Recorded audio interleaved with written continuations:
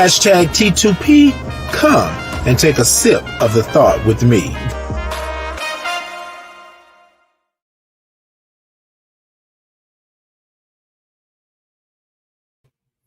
Good morning, good morning, good morning, and peace and blessings to you. It's a great day. It's a blessed day. It's a Friday.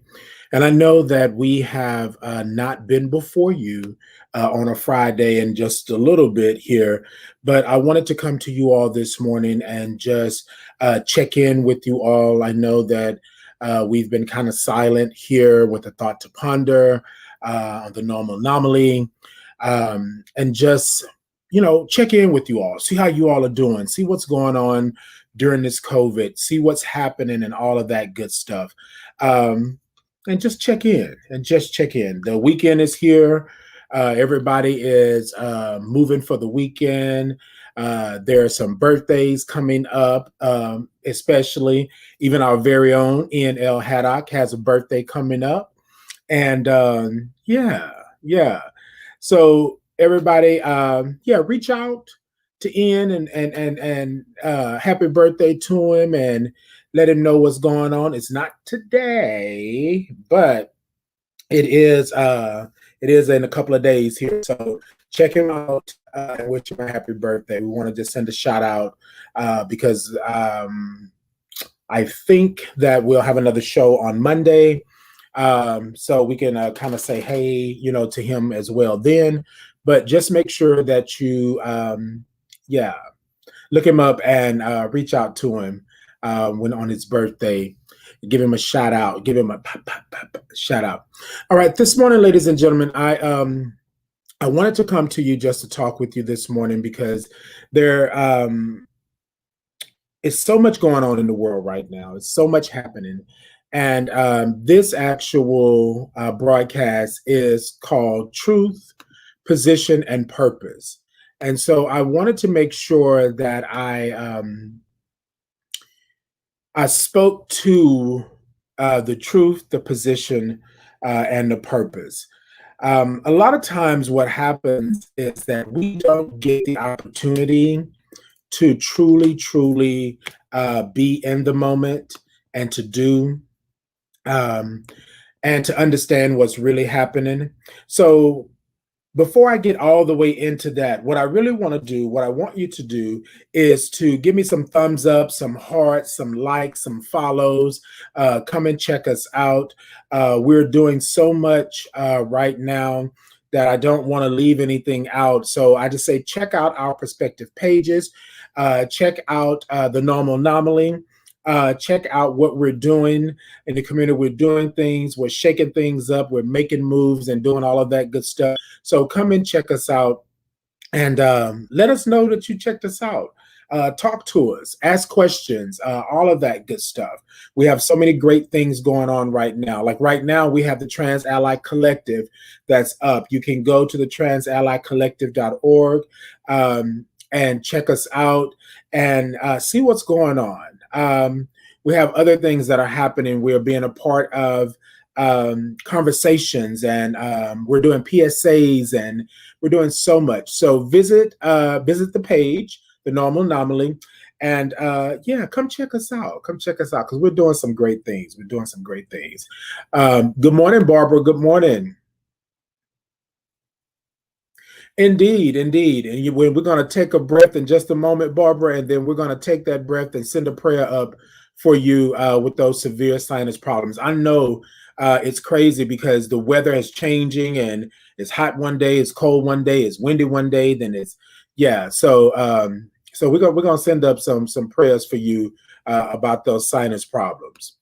But good morning, everyone. Good morning. Let me know that you're in the building. Come on and hit those hearts, hit those likes, hit those thumbs up, do all of that good stuff. Come talk to me on this Friday as we check in with truth, position, and purpose. So come talk to me this Friday. Let me know how you're feeling. Let me know what's going on and all of that good stuff. Let's see. Give me just a second here.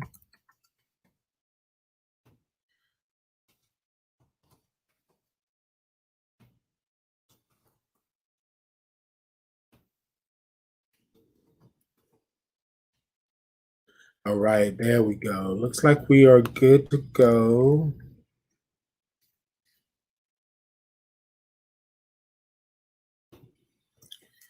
Indeed. Hey, friend. Good morning. Good morning. Good morning, Duncan.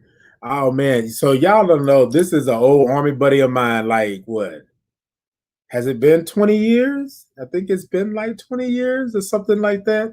So good morning, good morning, good morning, and thank you for tuning in. I appreciate it. And I will keep up the fight. Look at this and put a smile on my face. Old friend, old army buddy, into the moment. Hold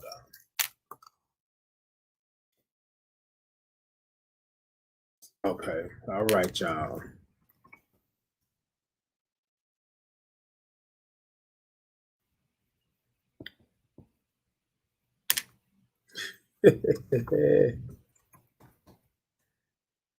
Yes, indeed. All right, y'all. Let me. I'm trying.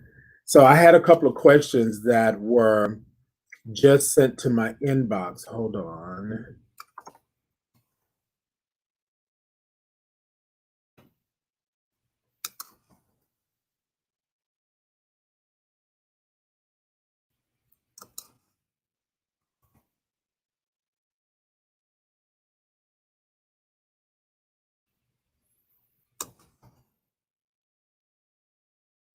Okay, and there we go.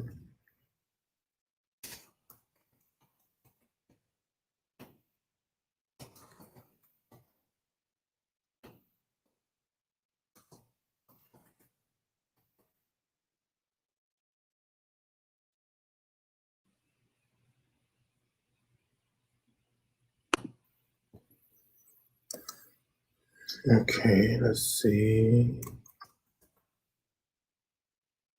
All right.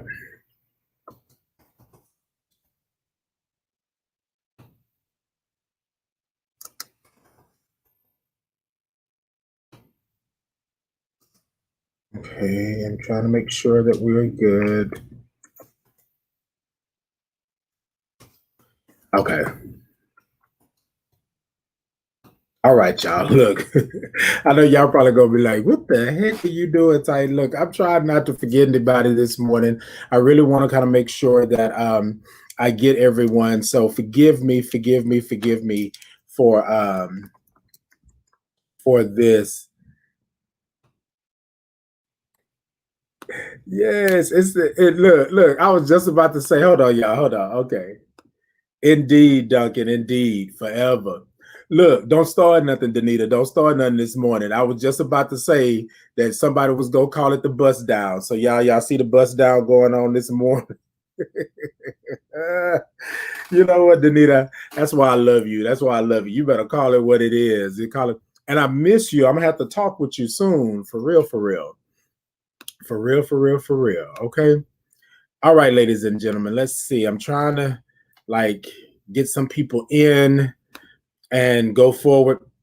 All right, ladies and gentlemen. So, what we're going to do is we're going to go ahead and move forward. But I want you to come in. Let me know that you're in. Talk to me. Hearts, likes, follows, all of that good stuff. Subscribe. I am on Facebook Monday, Wednesday, and Friday, going live with a thought to ponder. But we're also doing things on our the Normal Anomaly page as well. So be looking out for that. Please check us out on the Normal Anomaly page and and make sure that you go and check out our latest things that we're doing and what's going on, um, so that we can make sure that we keep up with one another. We're part of the community. We're doing things in the community, and we really want to make sure that the community stays abreast on what we're doing, because sometimes we move in silence and nobody knows anything until after the fact and that it's done, right? And so I just want to make sure that we're all keeping up with each other. Indeed, Danita, the feeling is mutual. Yes, indeed. Good morning, Erica, Miss Bolden. Good morning. Thank you so much. Thank you so much. I decided to have a bust down, as Danita would say, because I can hear Ian right now. Danita saying, "Oh, go ahead, brother, with the bust down. Bust down." You got the bust down. All right, ladies and gentlemen, thank you all for tuning in. So let's do this morning. Let's go ahead and start this broadcast off. let's take a breath this morning. Let's acknowledge that your breath is important. There's so much going on in the world today. And while we're talking about truth, position, and purpose, we need to understand that our breath is important. Our very breathing is what keeps us here. It's what's so important to our lives and to what goes on around us.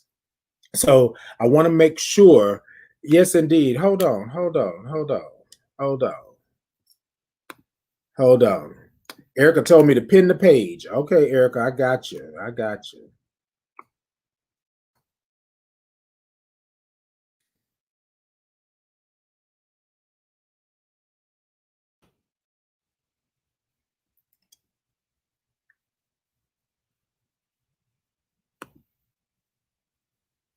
Okay, I think I pinned it. I think I pinned it. I think I pinned it. Thank you, Erica. All right, ladies and gentlemen, I just want to make sure that we acknowledge that our breath is important. We understand how important our breath is. And when I mean your breath, I mean your life. I mean your very spirit, your very essence. I mean that you have to truly understand what it is that you're actually doing when you acknowledge your breath, when you acknowledge what's going on, when you acknowledge what's happening. So we want to make sure that you are acknowledging your breath. So what we like to do on the thought to ponder, we like to take 3 breaths. The first breath, I'm going to count it out. It's at a slower 5 pace. I won't count out the second breath, and I won't count out the third breath. But on the third breath, what we want you to do is to make some noise when you release it, right? So what we think happens, actually, now I'm not going to say think. What we know happens is when you acknowledge your breath, you're able to understand more. You're able to be clear in your thinking. You're able to come to a point to where you understand that if you go this route, this may happen. If you go this route, this may happen. And sometimes it's just for you to stop and listen. Sometimes you have to really listen. Have you ever heard someone tell you, or any time in this world and what's going on, people say, take a moment and listen. Take a moment and smell the roses. When you take this breath, when you acknowledge that your breath is important, that's what you're doing, right? That's what you're doing. So, what I want you to do is come along with me this morning and take the 3 breaths. And I want you to understand that you are important. Your life is precious. You deserve to be here. And there's no other reason that you were put on this earth other than to be blessed and to be a blessing. So I want you to remember that when you're taking these breaths, because we know that life gets hard. We know that things hurt. We know that we have pain and anger and all these things that come upon us. However, we do know that we're great, that our spirit is wonderful. We do know that we're God's children. We do know that we have purpose, right? We do know that we're in position. And we do know that speaking our truth is our doorway to all the blessings that we truly, truly will have. And sometimes it's a little hard to do that. So enough said about that. Take this breath with me this morning. I'm going to count it out. I'll do my hand movements and show you how long it is for the breath. Now, look, ladies and gentlemen, we don't want you to be sitting here choking and spitting up and all. We don't want none of that kind of stuff. It should be a warm and fuzzy, and it should feel good for you. It should be that. Now, if you can't make it to 5, then you don't go to 5. Go as far as you can go, but just acknowledge that your breath is important. Okay. All right. Y'all ready? On the count of 3. 1, 2, 3. Deep breath in. 1, 2, 3, 4, and 5. Come on. Come on, come on, come on, come on. Good morning, Q. Good morning. Good morning. Thank you for tuning in. All right, ladies and gentlemen. So we're going to go with the second breath. Now, remember, on this breath, I'm not counting it out, right? But I want you to make sure that you're in. So I will go with my hands to make sure that you keep with the pace. But again, if you're not able to do 5, if you're able to get to 2 or 3, that's what you need to do. But just acknowledging that your breath is important. All right. On the count of 3. 1, 2, 3. Deep breath in.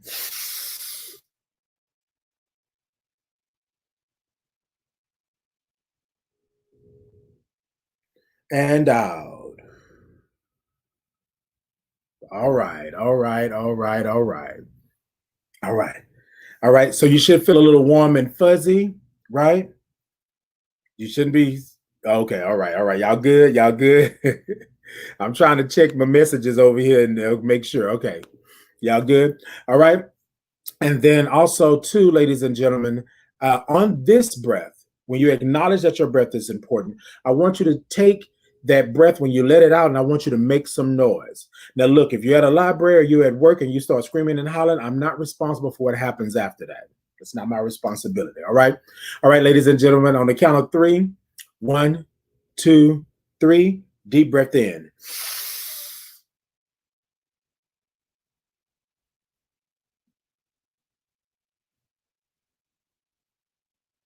And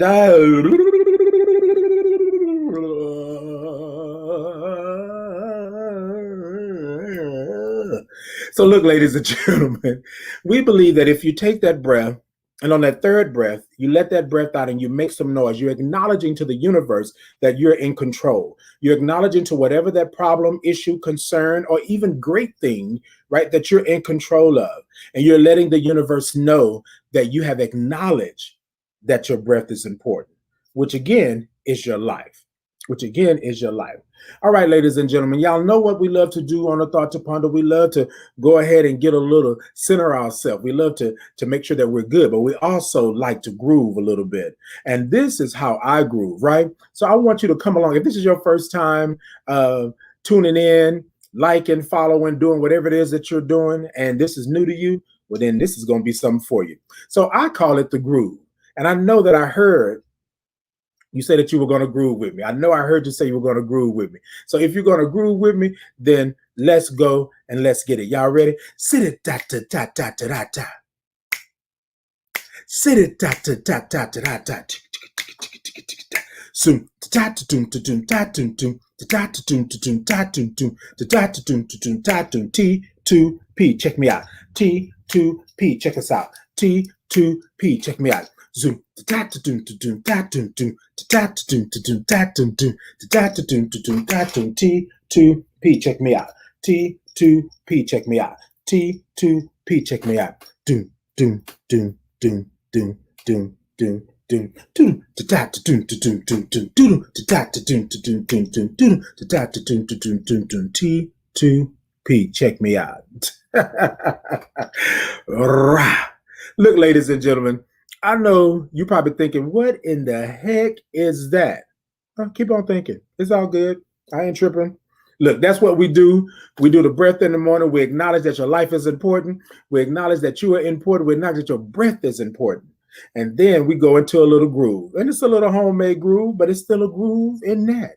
I did a little bit longer than normal because I know somebody out there, right there, was over there getting their groove on. At least they were shaking their shoulders, doing a little shimmy, doing a little Tina Turner action. You know what I'm saying? Rolling. All right, ladies and gentlemen. All right. So it is Friday, ladies and gentlemen. We are on our way into November. And so what I wanted to do today was talk a little bit about truth, position, and purpose.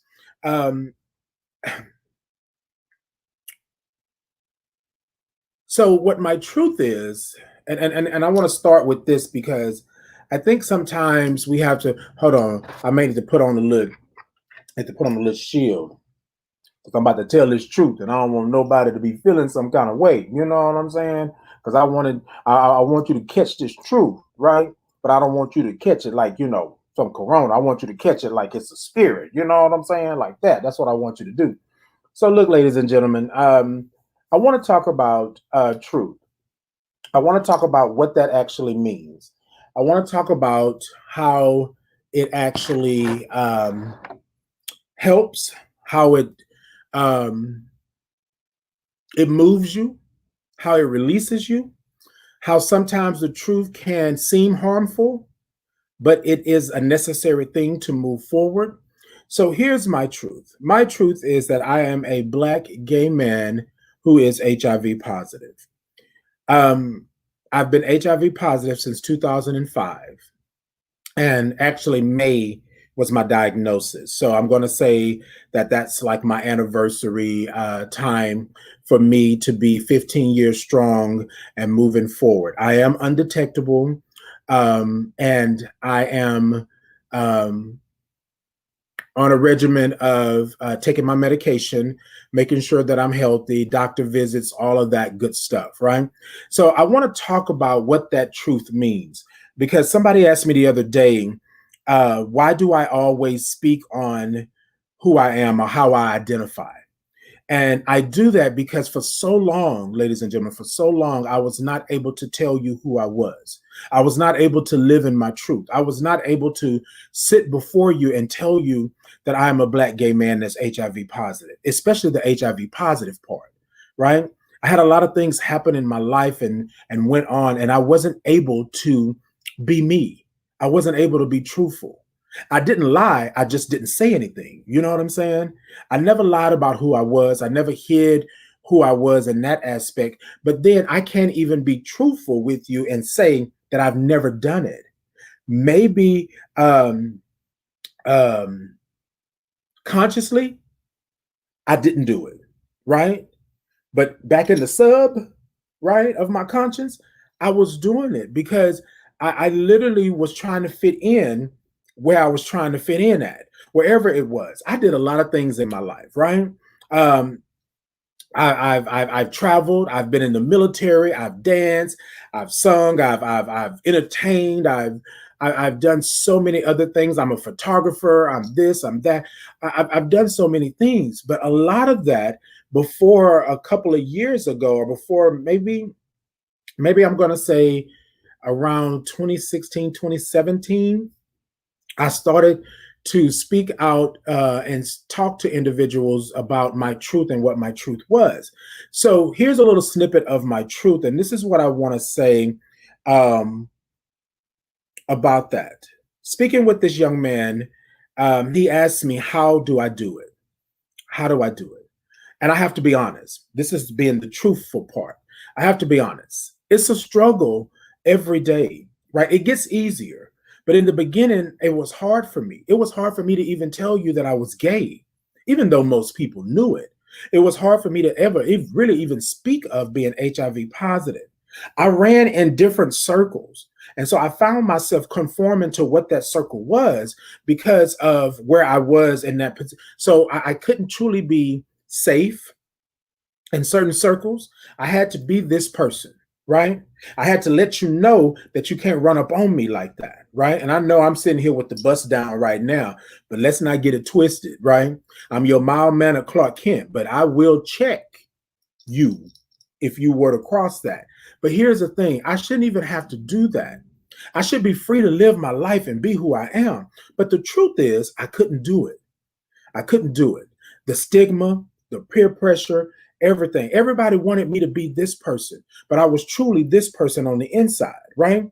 Now here it is, 2020, starting 2018, going into 2019, especially 2019, when I did the documentary I did the documentary Outcry with the Normal Anomaly. I really stepped into a place of where thought I was ready, but I don't know if I was truly ready, right? And this is where that truth comes in, ladies and gentlemen. This is where I want to speak to that truth. So to the young man, which I see that you're watching here, that asked me the question, there's a lot going on. There's a lot of stigma in the world. And our community, our families, they don't allow us friends. They don't allow us to be us, right? Now, I've had people, and I'm just going to be straightforward this morning because I want to make sure that this individual and anybody else that's on this morning understands where I'm coming from when I speak truth. Our truth is something that can set us free. Our truth is something that can have us go from one point to another. Our truth is our truth for a reason. There's a reason why truth is so important. But then there's also the point of your truth can be detrimental to your health. It can be detrimental to your safety. It can be detrimental to who you are. It can be all of those things. And sometimes, ladies and gentlemen, when you are making the decision or the choice to stand in your truth or speak your truth, all of that is going through your head. I have fought all my life. Look, all my life I had to fight. I had to fight my family. I had to fight these doctors. No, I mean, just like literally all my life, I fought for me just to be me. Me just to, like, how hard is it for me to be me? How hard is it? It's not really hard, but when society and community and friends and family and people around you don't allow you to be who you are, you go within and you stay there. So you will lie, right? Not on purpose, but you will lie because you will conform to be somebody that you're not. I went down this road over here to the left because that's what society and community told me, family told me that I should do. When I knew that my right road was over here and I couldn't do it. I couldn't do it. I did it for a long period of time and I was hurting. When I sat down and talked with Ian about this documentary that I was a part of, I told him, I said, Ian, I feel like I am dying. Like this burden is so heavy on me. I can't do it no longer. I can't. I just can't move forward. I just can't keep going and pretending that I'm okay. And I'm not. And I'm not. So, ladies and gentlemen, my truth came with a price. It came with a price of vulnerability. It came with a price of being on Front Street. It came with a price of people knowing my secrets and knowing what's going on with me. But I want to let you know, to the person that asked the question, and then those that are out there listening and watching and are going to see this later on, hear it or see it later on. I want you to know that truth is truth. Truth is there for a reason. There is no other reason that truth is even a word for other than for it to be the truth. I had to learn that. I had to learn that. It took me a while to get there, but once I got there, I was able to tell you who I was, what I am, where I stand, and I'm proud of that. But was it easy? No, it wasn't easy. I'm not even going to sit up here and sugarcoat it and tell you that it was easy peasy lemon squeezy. I'd be lying to you. That's the truth. That's the truth. But I do want to say to you that your truth will set you free. Your truth will take you to another space, a space and a place of love and unity and God's grace and the universe and all of that. It will take you there. However, that journey may be treacherous. Sometimes you may have to hold on to your truth just for a moment in order to survive. So I'm not going to knock you because I've been there. I've been there. But to this young man today, my truth has truly saved me. My truth has truly saved me. I can't tell you that my truth is going to be the same way that your truth came through or is going to come through. I can't tell you that. But what I can tell you is that truth is your setup for you to be in position. Now, look, I'm going to be honest with you. I always tell people all the time that I'm going to be straight with you. You ask me a question, I'm going to give you an answer. If you come at me sideways, then I'm going to come back at you sideways. No, I'm just kidding. If you ask me a question, I'm going to do my best to give you an answer to let you know what's going on and what's happening. But I had to stand in my truth. The truth was that I was a gay black man. I was a black man. That's number one. I was a black man that same gender loving. I was a black man that truly couldn't be black because my representation of being black was being hard, being on the streets, being that thug, being this and that. I hardly ever saw anybody, and this is true, I hardly ever saw anybody that was not physically abusive, verbally abusive, sexually abusive to friends, family, people that you met. And so I'm this is my truth. I'm just being honest. And so growing up, it was, I could not be softer. I couldn't be the person to express to you that I don't like that. I played sports, but I really didn't like sports. But I did it because I was a black man. I was a black boy. I grew up in a black neighborhood, right? I really didn't like doing this over here. I hated fighting, but I fought all the time because somebody wanted to tell me who I was and put me in a box and tell me that I couldn't do this and I couldn't do that and I couldn't do this and I couldn't do that. And so I'm saying all of this because going from my childhood to my adulthood, I carried a lot of those insecurities, a lot of that stigma. I carried that. Then on top of that, I'm going to express that I love other men. I'm going to express that this is what it is. I'm going to express that I'm same gender loving, and then to top all of that off, I'm going to tell you that I'm HIV positive. I had some barriers to get over. I had some roadblocks to go around. I had to find an alternate route to get to where I needed to be in order to be safe. And I'm not just talking about physically, but physical safety was a very, very real thing for me growing up. But another safety, and which is so important to me, is my mental safety and my spiritual safety.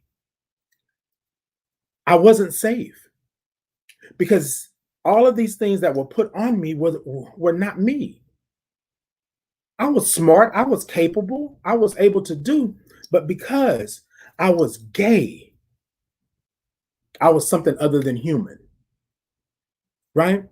And I think sometimes people really don't get it. People really don't understand it. I wasn't safe in my own family. I wasn't safe in my own hood. I wasn't safe in my church. I wasn't safe in the military. I wasn't safe. I had so many things that were out here, stigma, things that were put on me,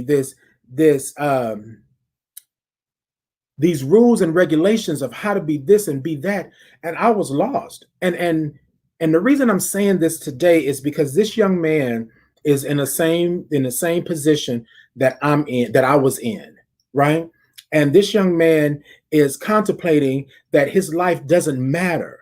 And so what I want him to understand, and this is not an old woe is me story, this is my truth, position, and my purpose. And this is what I want to convey this morning, is that there's a lot that you deal with. So it's okay if you're going to protect yourself. I had to protect my spirit. I had to protect my sanity. Because if I listened to everything that everybody told me, I don't know where I would be today. If I listened to the craziness of how you could be standing next to me or be at a family function and the same family member in that function is touching the kids, right? Or messing with the girls or messing with the boys. The thing that sometimes you have to understand is that we don't know what people are going through. We don't know what people are mentally, emotionally, spiritually. We don't know. And that's true. So I'm here to down anybody. Like I told the young man, tell me what it is and be honest, because that's the only way you're going to get around that.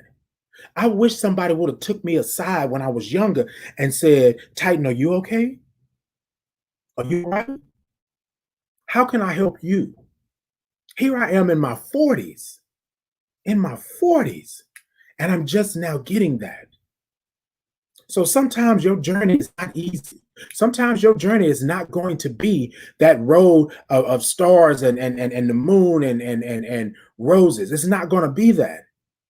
But what I'm going to say to this right now, and it's going to throw some people, I'm thankful for the experiences that I've had, because my truth is what has taken me and put me in position. My truth, however ugly it is, or however nasty it is, or however I feel to tell you all, my truth has been the catalyst to get me there. But I had to be strong. But I had some people in my life that I didn't know truly existed until I started exploring my truth, that truly understood where I was. They were there for me. They made sure that I was okay. They made sure that I didn't fall by the wayside, as the old folks would say. They made sure I was there. My village was there. Sometimes my village moved in silence, but my village was there. So I wasn't truly alone, but I felt alone. I thought alone. I experienced my hardships alone because I couldn't trust anybody.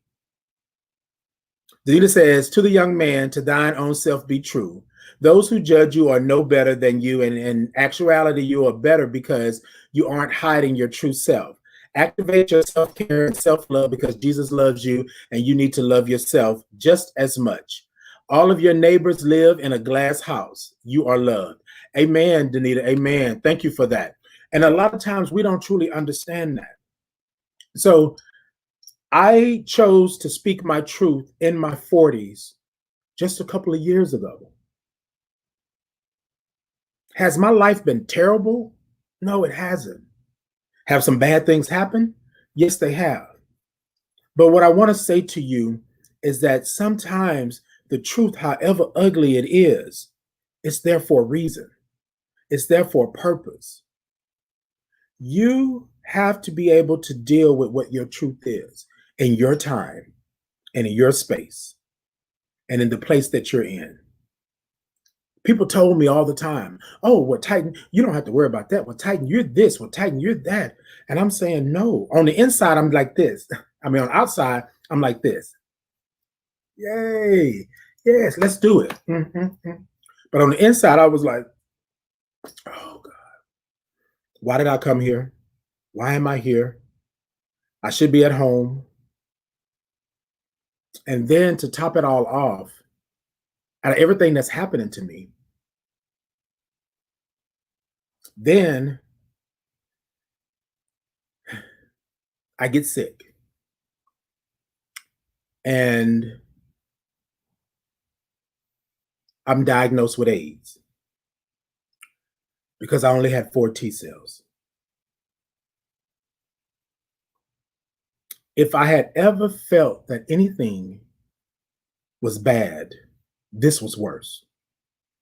If I had felt that anything was going to be um,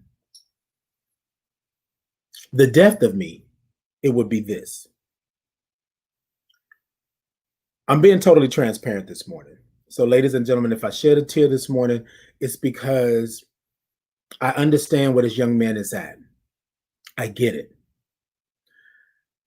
I choose not to say who this person is or even lean towards any type of identification or anything because I said to this person, and I talked to them before I said I was going to do this live, I wanted them to understand my truth, my position, and my purpose. And it hasn't been easy. So I'm going to be truthful. I was diagnosed with AIDS. I only had 4 T cells. My viral load was like in the 700,000 or something. It was a crazy number. I remember, and I think I still have the labs where when my viral load started to come down, it was like at 350,000 or something like that. But I remember the number, and I have to find it because I still have it. But here I am now. How am I going to live? If being Black wasn't hard enough, being gay wasn't hard enough. Now I have AIDS. And a lot of you right now that's listening, that's thinking of this, I'm speaking from a point. Remember, this was 15 years ago, but I'm speaking from a point because I want you to understand where I'm coming from. I'm not going to mince my words. I'm not going to use stage this or stage that. I'm not going to use HIV because it wasn't HIV then. So I just want you all, that's just a precursor. I just want you all to understand where I'm at, right? And so I'm sitting here and I've just been told that I have AIDS. And the doctor walks out of the room. I'm sitting there and I'm thinking, I'm dead. Death is knocking at my door. This is everything that they told you was going to happen because you're the way you are.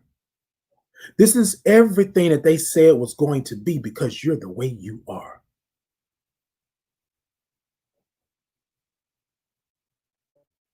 The ride home was so quiet. I could hear everything, everything. The buses, people talking, the wind coming through the door. The doctor just said I had AIDS and walked out the room. Everything that they had told me at church came flooding back. Everything that these family members told me came flooding back. Everything that the person that molested me came flooding back.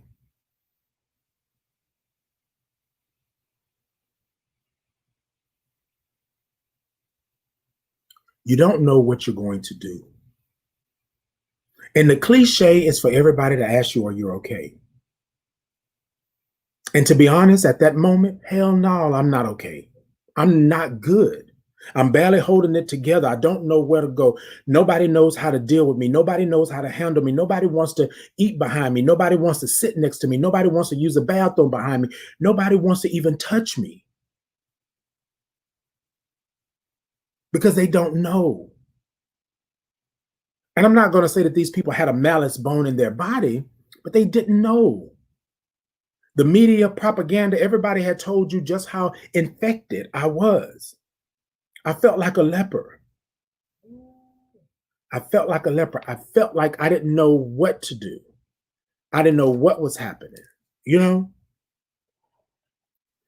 And then, not only that, here comes the next thing. Here comes me losing weight, me not looking like myself, me not feeling like myself, me being administered into the hospital twice, um, me not being able to keep down medication, me not even knowing what AIDS is in that aspect. I had heard about it.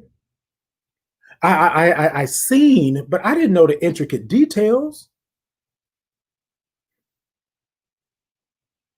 It was a whirlwind. It was they had to hurry up and work on me. I only had 4 T cells. Nothing was working. They just imagine being stripped from everything that you know and being put into a place of where you know nothing. You don't know if you're living. You don't know if you're dying.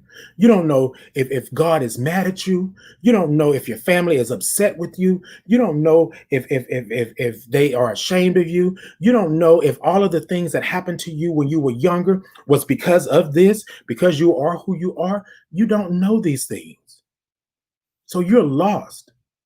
And the last thing you want to do is have somebody tell you to suck it up and drive on, as what they would say in the military.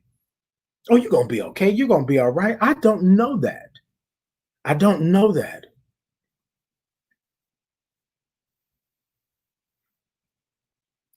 Things got so bad. I'm going to fast forward a little bit, ladies and gentlemen. Hey, Dee Dee, thank you so much. Love you as well. Thank you. I'm going to fast forward just a little bit, and so that I can get to this point, because I want to make sure that I don't lose anything, because I'm already getting misty-eyed over here. And so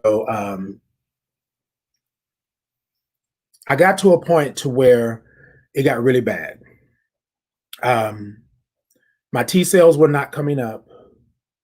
My viral load was not going down. They had to put a central in my chest right here. Oh, God. I still have the mark where they put the central in. They had to give me TP bags. They had to check my arterial blood, which I didn't know that was even a thing, because my sugar was like at 500 because of the bags and the central that they had put. It was a lot. I was given so much medication that I started having seizures. My body started contorting. I couldn't like straighten. My bones were aching. My head was hurting. All of this stuff. And my mom was here. Hey, Donis. Hey, thank you. Thank you. Good morning. And I'm trying to be strong for her and my grandmother and my family members. And I'm trying to not be the failure. I'm trying to not be that person, right? And so I started having seizures. Started just one day, and I want to say it was a Wednesday or Thursday. It probably was a Wednesday, but I know it was like 10 or 11 in the morning. I started having these seizures, and they just kept coming and kept coming. They wouldn't stop. They wouldn't, like, they was hurting. My mama said, "Quit playing." We were talking. So I was sitting. So they would always give me like Jello and pudding and stuff like that. So me and my mama, we would pretty much share it. You know what I'm saying? Like the pudding and the Jello and stuff. We would be fighting over. You know how that goes. And so I'm sitting there eating with her, and we're talking, and she said, "Baby, stop playing." And I said, "What?" And she said, "Stop playing. Don't do that. That's not funny. That's not funny. We're in a hospital. Don't do that." I didn't know that my face had literally shifted. This is what she said, looking at it, that my face had contorted. I didn't even know. I started having seizures. The first wave hit about 11:15, 11:20. And I know y'all are probably saying, "You remember that from 15?" Yes, ma'am. Yes, sir. I remember that. And they kept coming until almost two, maybe two in the evening. They just kept hitting me, two in the afternoon, just kept hitting. And so at one point, I fell asleep. And thank you, Adonis. Thank you. I appreciate it. I appreciate it. That's my frat right there, boy. We've been down. We've been down since day one. Um, I fell asleep, which I didn't know I fell asleep. Um, my mama said I just basically laid down. I was in the fetal position and I just laid down. And in this dream or in this sleep, I prayed for death. I prayed for death. I had already done everything that I wasn't supposed to do as a black man, as a young man. I I had let everybody down. My family was ashamed. The church was ashamed. My friends didn't know how to deal with me. You know what I mean? Nobody knew. Nobody wanted to eat behind me. Nobody wanted to sit with me. When people came into my room, it was almost, again, like I was a leper, like I could infect them. And then, in fact, those were some of the words that I heard. So it would be easy. It would be easy for me just to die.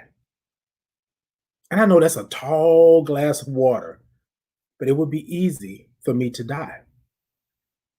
Although I did have those that were coming in that were reassuring me that I was going to live, that everything was going to happen during this time of these seizures and everything was going on, I just felt, hey, you know, why not?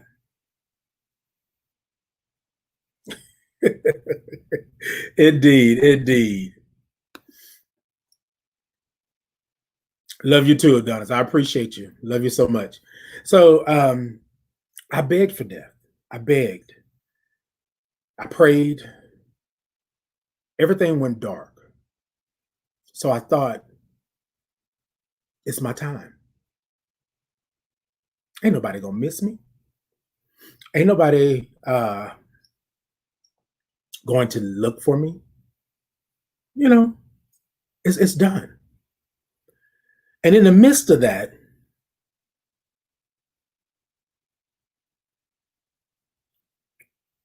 I felt that I was praying hard for death. I felt that I needed that to just be relieved, to just let go, to not have to worry anymore. Nothing was going right. Nothing was good. I wasn't going to take my own life, but if this disease, if this virus, if this AIDS was my calling card, then let it be. Let it be. Oh, Lord, I said I wasn't going to do this, but let it be. Just let me fall asleep and not wake up. That was my prayer. That's what I asked for.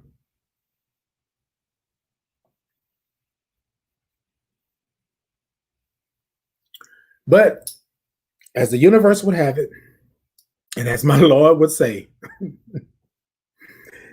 out of that darkness, I heard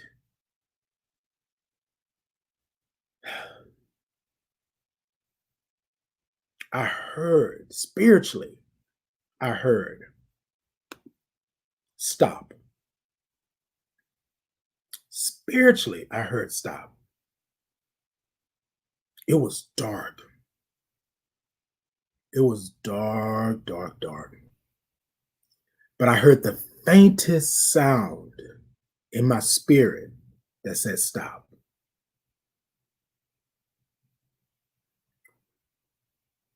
As something in the distance started to become clear, it got louder and louder and louder. And as this image came clear to me, and I kid you not, I kid not, this is my true story. This is my true story. This is what came out of the darkness, just like that. And the same way my hand is moving toward this camera, that's the way, y'all know I dream in color, right? That's the way it came to me. And then I heard the words, stop. You're not done yet. All of a sudden, I felt this warmness run through me. I felt me being pulled. I felt the image going away. I felt the darkness lighting up. All of a sudden, I woke up. And when I woke up, I could feel as if I was warm all over. I couldn't say anything. I couldn't speak because I was, I remember that much. And then I remember my doctor being at the end of the bed, my mom being to my right because I turned, because I heard her voice. I turned and I looked at her, and then I looked down and I saw the doctor. And then I looked to my left right here and I could see these tubes and stuff, right? And then the doctor said to me, he said, there you are. There you are. You're going to be all right. You're going to be all right. He tapped my foot and then he walked out. It seemed like everything came back to life. Just like that.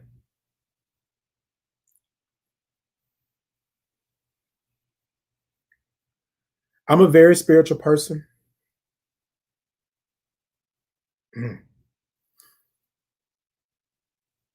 I prayed for death.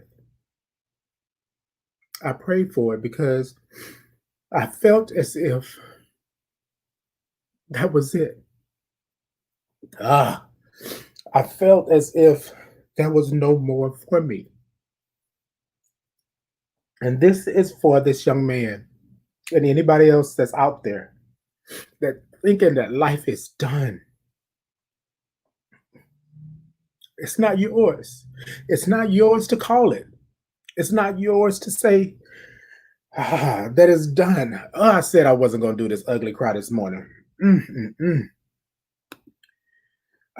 Good morning, Aurelia. Thank you, Erica. Good morning, Jennifer. Jeez. It wasn't mine to call. I didn't understand what was happening. I didn't know at the time. But I did know from that I had to stop. I wasn't done yet. Now, ladies and gentlemen, I'm going to say this because sometimes people think that it happens instantly, that it turns you around automatically, that it's a done deal, that it's a done deal. The reality of it is it took time. It takes time. Anything worth having is worth working for. From that day in the hospital, I didn't know what I was going to do. I didn't know what was going to happen, but I knew I had to live. I knew I had to live. I don't know, you can call it what you want to call it. You can think of it however you want to think of it, but I want to tell you that you have to live. There is a purpose in your life. You have been set up for position. I didn't get it then. And it took me some time. And I'm going to be honest with you, ladies and gentlemen, this AIDS was still new to me. I had not heard the word HIV yet. I just heard AIDS. Then here comes the cocktail. Here comes the medication. Here comes all of that. Well, let me back up just a little bit. So I stayed in the hospital for another 2 weeks, I think.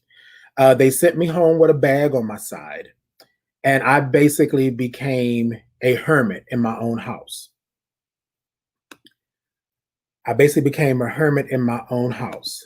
I didn't go anywhere. I didn't talk to anybody. I stayed home because I had lost some 60 some odd pounds. Now, right now, ladies and gentlemen, I'm gonna let you all know. I'm not saying that it's perfect, but I am 6'1" and 285 pounds.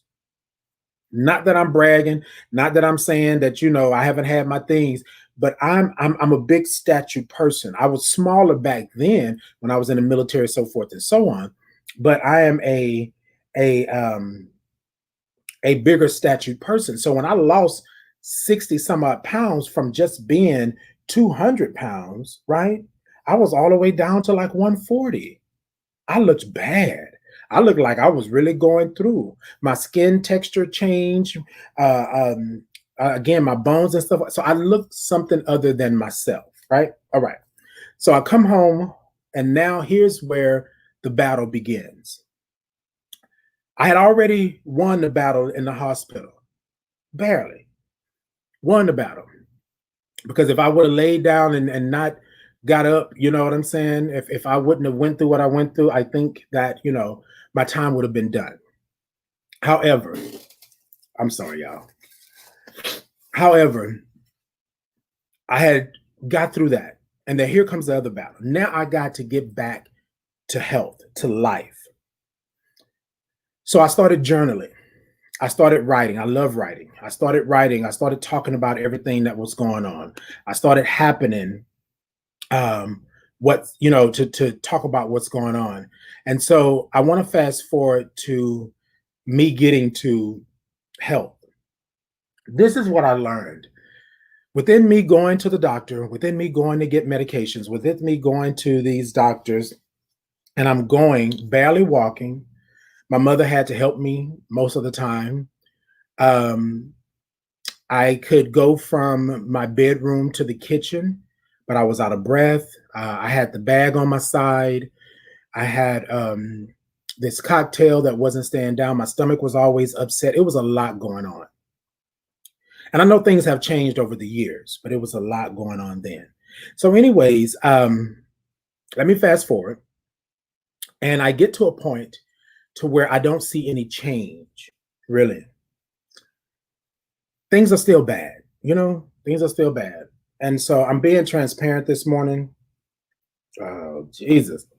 I'm being transparent because I want this individual, this young man, and anybody else, and I'm speaking to him because I wanted him to know my truth as only I can tell it, right? And so I wanted him to be able to watch and listen, and then be able to understand, and then we can talk afterwards, right? Because he didn't want to stay on the phone. He didn't want to stay on the phone, and I understand that. So, so moving forward, after all of that, I done been through all of this. Then now, medication is expensive.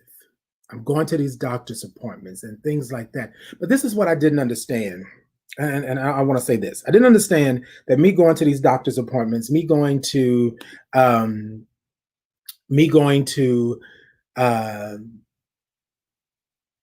these group, I started with a group therapy. I started going to a group and things like that. But what I didn't know then, which I found out later on, is that I was making spiritual acquaintances. I was making spiritual friends. I was making spiritual loved ones. I didn't know it then, right? Because I didn't know how powerful my truth was. I didn't get it. I didn't understand it, right? But everything was so new. So fast forward, here I am, 2018, and I'm talking with Ian, and I'm telling Ian that I think I can't hold it anymore. I'm slowly dying. This is a lot to hold on to. He had this documentary Outcry, and I asked Ian. I said, Ian, I'm scared. Like I don't know what I'm going to do. I don't know. And he said, well, if you trust in this, excuse me, y'all, if you trust in this should be great for you, right? If you trust in the process, if you do the work, it should be great for you. You should benefit from it. It'll allow you to tell your truth. It'll allow you to be around like-minded, like-spirited individuals. It'll allow you to have a safe space and a place. And I promise you that we'll tell your story and we'll do justice for your story. We were at Kelly's, sitting at Kelly's, and he said that to me. And he said, I think you will be perfect for it. But what I want you to do is to make sure this is what you want to do. I was scared. I was frightened. I didn't know what was going to happen, but I knew I had to do something. It had been long gone. So what happened is that I went to a seminar, I think it was. I went to an event. And at the event, there was this 14-year-old young man that was HIV positive. I still hadn't got to the point to where I could tell you that I was a Black gay man. I still hadn't got to the point to where I could tell you, or even my friends, right? Because my circle didn't know what I had been through, what was going on, what was happening. And so I hadn't got to that point. But this young man had been molested, had been raped, had been kicked out of the house, only to find out at 14 that he's HIV positive. For whatever reason, that story stuck to me. It stuck like glue. Like I could not shake it. I couldn't get it off of me. I couldn't go a day without thinking. And I kept saying, Lord, just if I want to talk to him so bad. I want to talk to him so bad. And just as luck would have it, as the universe would have it, as the blessing would be, we wind up at the water fountain together. And all I did was look at him. And I said, let go. I cried like a baby. I cried like a baby. To see this young man at the age of 14 being done the way he had been done, to being treated the way he had been treated, and then for his family to kick him out of the house because he was gay. Not that he had been attacked, not that he had been raped, not that he had been molested, but because he was gay. They had nothing for him.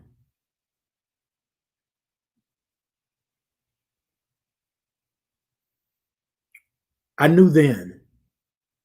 I kind of knew before, but I knew then that was my position.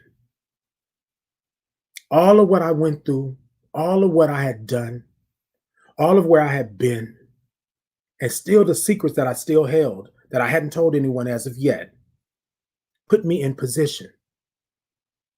But I have to tell you this, sometimes you got to be careful of position, because position is not only for you to help somebody else, position is to help yourself. And what happened in that position was that I started with the documentary. That young man pushed me, spiritually pushed me to where I needed to be, pushed me to where I needed to start my journey, right? I go to do the taping of the documentary. And this is something I had never told anybody. But how I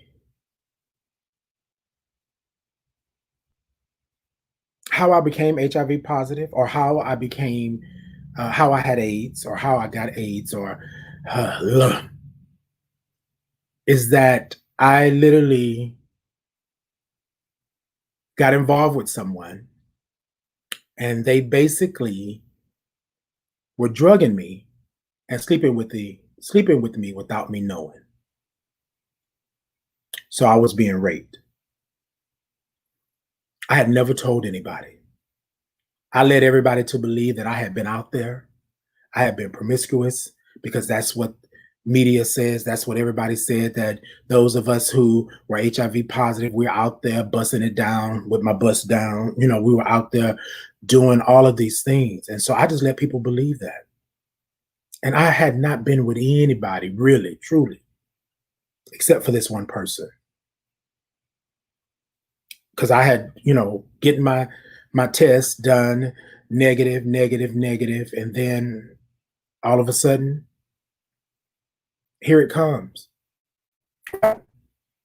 So I'm saying this because as I'm in this position, and I believe that this young man catapulted me into this position that I needed to be in, that I was supposed to be in, that I was born to be in, it also put me in a position to acknowledge and be truthful about how I became HIV positive, how I got AIDS, right?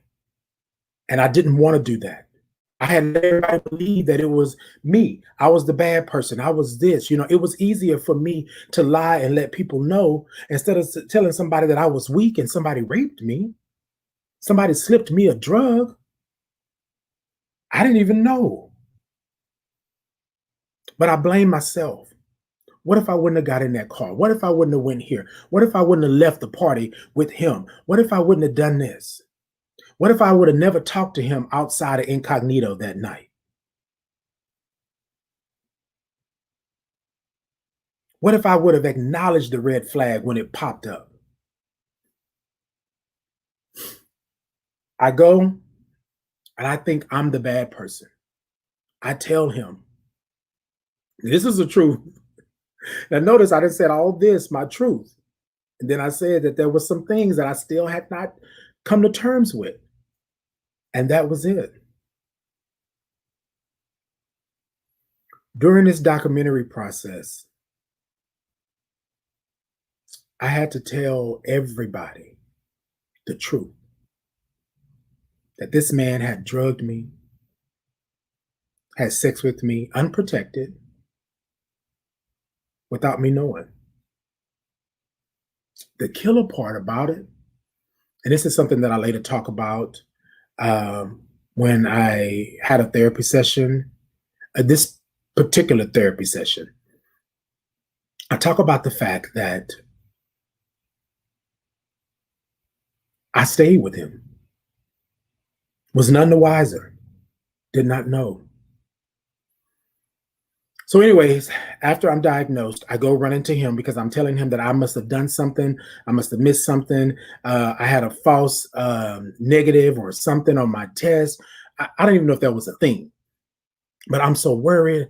I'm so crazed. And da da da da. I go to him, and he basically is in a position now where he doesn't care.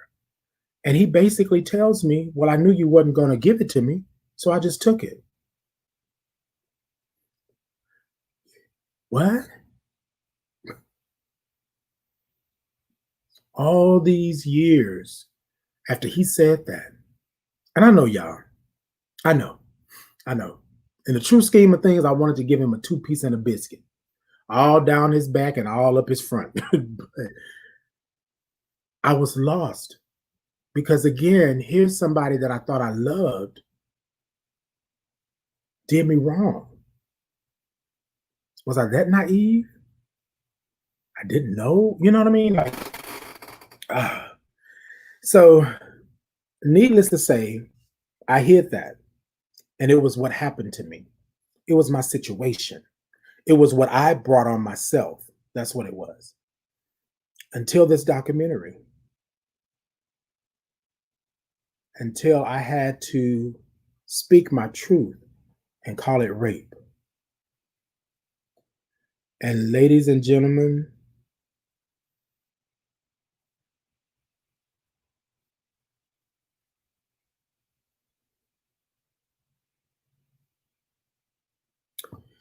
that part is the part where the walls started to break. The chains started to loose. The barriers started to come down. All these years, I had hid what had happened to me in my childhood. All these years, I hid what happened with me with the church. All these years, I hid how I became HIV positive. I hid all of that because I thought I was doing justice, right? Because when I started speaking my truth early on in my childhood, people didn't believe me. There's no way. You better not say nothing bad about that person. And then the person that did say things told me they ain't gonna believe you. They're not gonna believe you. So I want to talk to that. The truth. Oh, y'all, I've been on for an hour plus. I'm sorry, y'all. But the truth led me to my position. And my position is such as today, right? My position was I don't ever want what happened to me to happen to anybody else. Now, I can't save everybody. But I know that I can be that person in position to let you know that you can get through, that you can make it, that you can do that. All of what happened to me may have been bad. All of what happened to me may have been something that I wish that wouldn't have happened. But in that same aspect, it has brought me to my position. And in turn, it has put me in my purpose. It has led me to my purpose. It understands.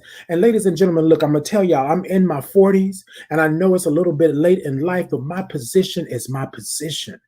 My position is my position. And I'm supposed to be in this position because my purpose is what this all was for. Who would have known in 2020 I would be talking to this young man about what happened to me so that he can understand that I can relate to what's happening to him in 2020 when it happened to me 15 years ago.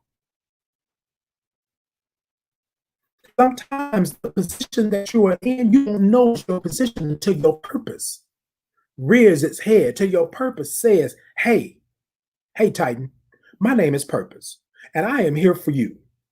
Because I believe that we're all purpose adjacent. I believe that your purpose is always right here, even though you're right here. Your purpose is always here. And every now and then the universe, God, those blessings will pop in and say, I'm your purpose. But we're not at a point to understand that that's our purpose. So we ignore it. We look at it for a little bit. We admire it. We window shop, but then we move on. So today, I can't mince words about what my purpose is. I know what my purpose is now, and I thank God for my purpose. But that position that I was in led me to my purpose. Everything started to fall in line, starting with that documentary. I had to speak my truth. Then, after I spoke my truth led me to positions. It led me to table talks. It led me to interviews. It led me to panel talks. It led me to be a speaker at events and seminars. It led me to my position. And then after that, I got a job. Position. People. Position. I showed up. Position. All for my purpose. All that blood, sweat, and tears and crying that I did, everything I did was for that. Now, I'm not going to sit up here and mince words with you and tell you that I'm not going to cry again, that I'm not going to feel some kind of way because I'm human, right? We get sad, we get happy, we cry, we laugh, we do all of these things. So I'm not going to sit up here and mince words and tell you that it won't ever happen again. But what I am going to tell you is that I spoke my truth. I'm living my truth. I'm in my position, and I am definitely standing in this purpose. So for anybody out there right now that's going through something, anybody out there that's feeling some kind of way, anybody out there that thinks that their purpose is not visible, it's not there, you are purpose adjacent. Look back over your life. How many times have your purpose popped in and said, hey, I'm here. Oh, but you're not ready yet. Let me go sit back over here. I'm still with you. I didn't leave you. I'm just going to go sit back over here because you're coming. You're coming. You just took a little detour. You just had a barrier. You had to reroute, right? You had to take the address out of the GPS and put a new one in, with the correct numbers. That's all you got to do. That's it. So, ladies and gentlemen, today you are purpose adjacent. Today you are purpose. If you don't know what your purpose is right now, look around you. It's there. It's there. It's there. Sometimes our purpose is staring us smack dab in our face, and we have the blinders on. Spiritually, we have the blinders on. You got to take them blinders off. You got to take them off. You deserve to be here. You deserve to be blessed. Your life is precious. And I'm talking to whoever that is right there. Your life is precious. There are no mistakes on you being here. There are no mistakes on you living this life. But you got to take a step back. Pray on your spirit. Feed your spirit. Understand your spirit. And then live by your spirit, because your spirit is your guide. That's your purpose. Your purpose is to give that spirit everything that spirit needs, all the food that it needs, all the nourishment that it needs, so that it can put you in position and lead you to your purpose. If you are truthful with your spirit, you're truthful with everybody else, because your spirit is going to shine through. I am a firm believer that there was no other reason I was put on this earth other than to be me. To be me. And my whole authentic, truthful self. That's why I was put on this earth. Now, y'all may want to argue. Y'all may want to say that I don't believe now there was no other reason. All of these things that I've talked about in this last hour and everything that's been happening, I was on this earth for that. How is it that I'm here? Because I got a story. I got a truth to tell. And I'm in a position to where I can tell that truth. I was always there. I just was in the back. I was always in the position area. I was always there. I just was in the back. I was always in the group. I just was silent. But no more. No more, ladies and gentlemen. Today, if you don't know anything, know your truth. Speak your truth. Be you. And be honest that everything about you is not pretty. Everything about you is not going to be great. But be honest. Be truthful. And then understand your position. And I'm going to tell y'all something. Sometimes your position will put you in places to where you could ruin or you can make something. So you have to be in your truth, in your spirit wholeheartedly, because you don't ever want to ruin something. I believe God sends people your way for you to help them. And sometimes being silent is the help. Sometimes just listening is the help. Sometimes you getting on a live on a Friday morning and speaking your truth and doing the ugly cry is your purpose. That's what God wants you to do. That's what the universe is saying. We need more love. But I can't sit here and tell you anything that's going on with me and lie. I got to be truthful. And ladies and gentlemen, if y'all know me, most of you on here know me, my truth is in your face. I'm not going to mince words. I'm not going to tell you that. Even when I go to these panel talks, so I sit and talk on these panels about what's going on, I am steadfast on the fact that I'm real with it. I'm going to let you know. And I think that's what this world needs. I can't sit up here and say, well, the sugar and and if you're doing this and if you do that, well, yes, ooh, kumbaya. No. It hurt. It was ugly. It smelled nasty. It's something that I shouldn't have done, but I did it. But now I'm past it. That's the way that it should be. I can't mince words with you. Our lives are in jeopardy. Our spirits are dying. So you want to sit up here and want me to tell you?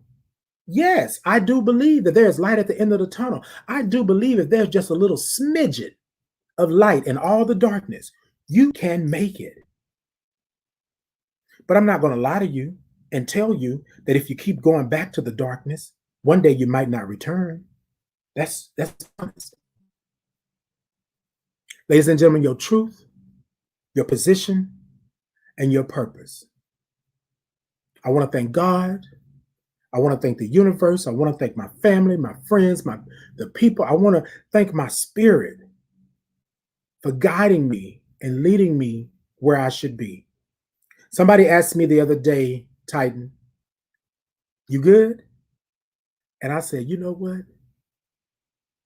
This is my purpose. This is where I'm supposed to be. This is what I'm supposed to do. All my life, people have come and talked to me. All my life, people have come to me and talk about their problems or their issues or their concerns. All my life, people have brought me things and asked for my advice or asked me what would I actually do.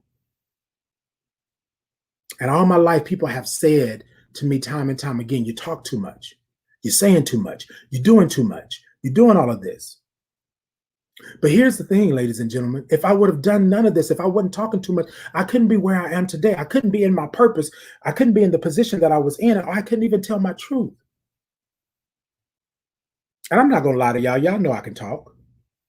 But I didn't understand what I was trying to get out then because I couldn't formulate the words. My spirit wasn't in a position and in my purpose enough for me to understand that this is what it's going to be. So yes, now I know how to speak to someone. Yes, I know how to carry myself. Yes, I know how to do that and be in truth and not give too much, but not give too less. And I know those things because it takes time to understand that and to know that. But the one thing that I will not compromise on is what my purpose is. My purpose is for any man, woman, child, older person, white, black, for you not to go through what I went through when the doctor told me I had AIDS and walked out of the room.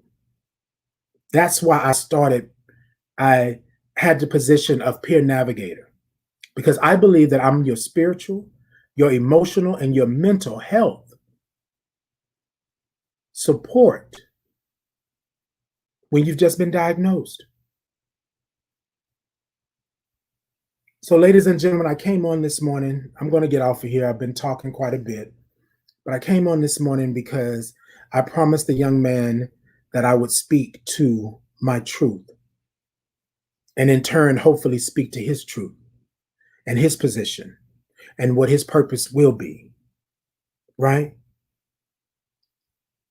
I can't tell you where you've been if I don't know. I can't tell you how it feels to be told that you're dead if I don't know. I'm not going to speak on anything that I don't know or haven't experienced. But life, I know life. AIDS, I know AIDS. HIV, I know HIV.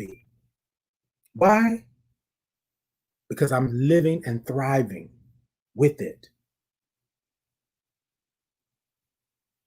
I know what being Black is. I know how being Black feels in this world. I know how being gay feels in this world. I know how speaking your truth takes you. I know what it does. So I'm going to say this to anybody out there that's dealing with anything, that's having issues or problems. Those of you out there that are HIV positive and you don't know which way is up or which way is going, left, right, you don't know where you're going, what you're doing, contact me. Contact me. You are not alone. We are out here. We are living, we are thriving. I am 15 years undetected. Well, excuse me, 13 years undetectable.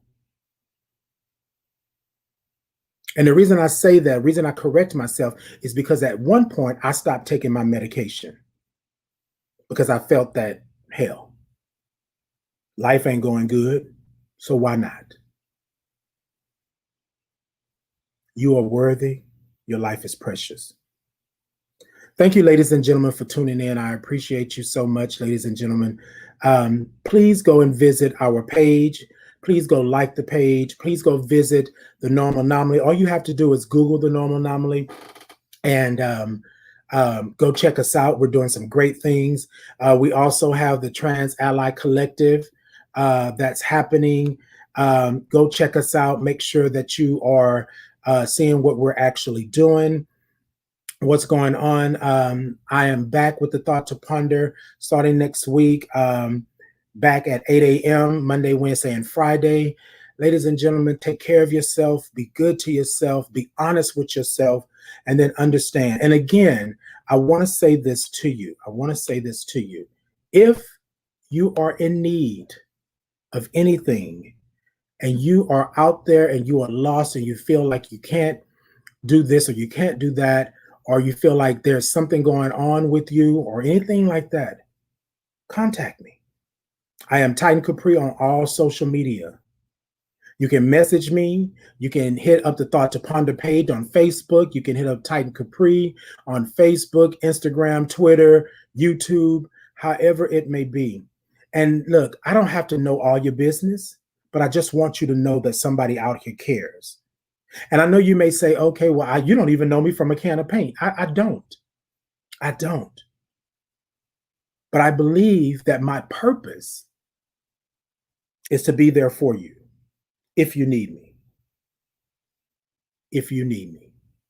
You contact me and we can go from there. We can talk about everything and we ain't got to talk about nothing. Shoot, I like to take a drive. You know what I mean? We can meet up and sit in the parking lot and just talk. Whatever you feel needs to happen, right? But I just want you to know that you're not by yourself. You're not by yourself. You are loved. You are gracious. You are blessed. And I want to say again to you all before I end this today is that I don't believe there was any other reason you were put on this earth other than to be blessed and to be a blessing. Remember, you're special. I don't care what nobody done told you. I don't care what didn't happen in your life. You have purpose.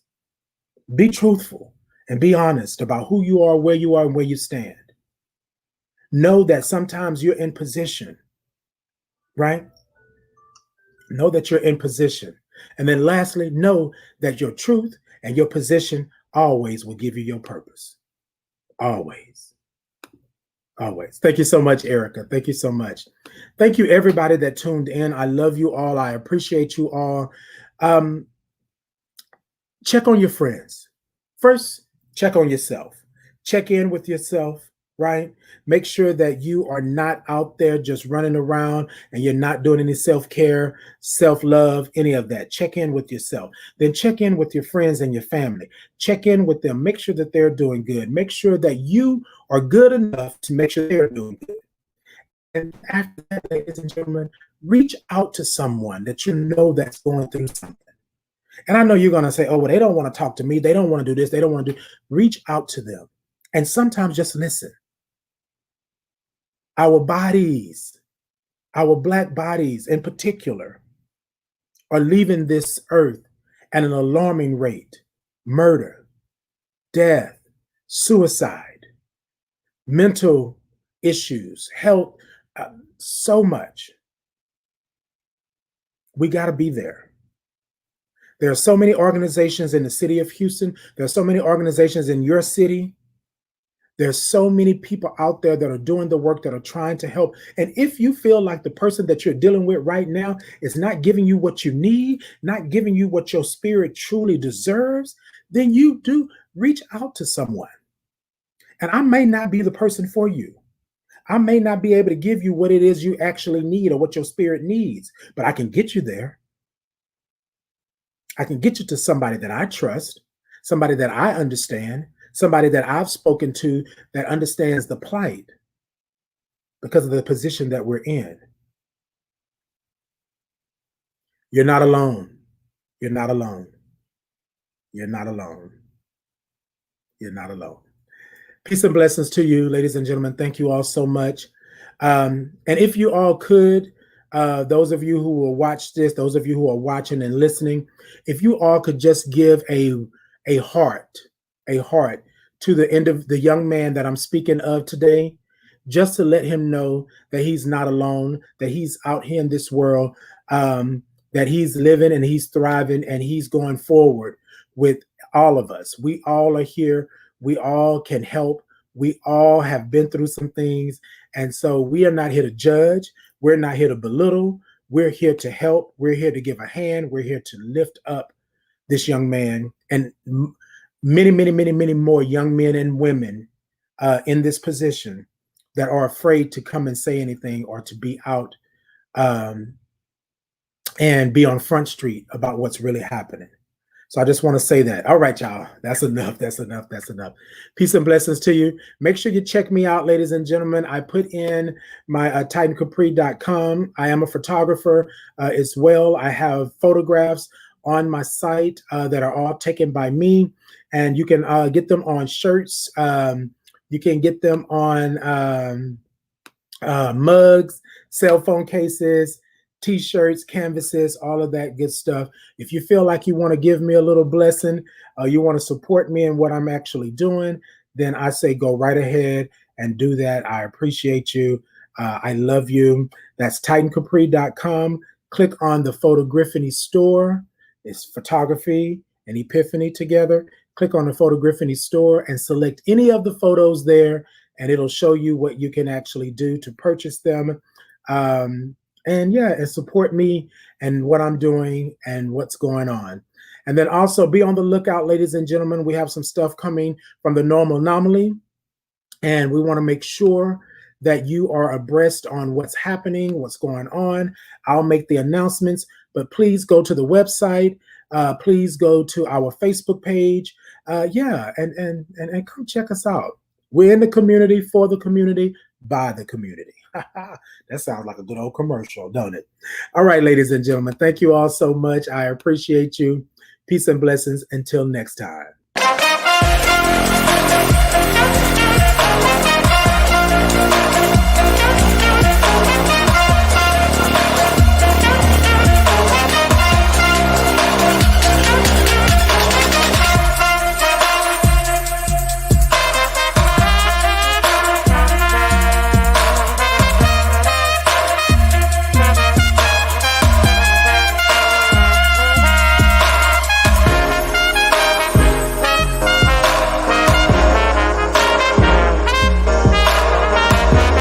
Hashtag T2P, come and take a sip of the thought with me.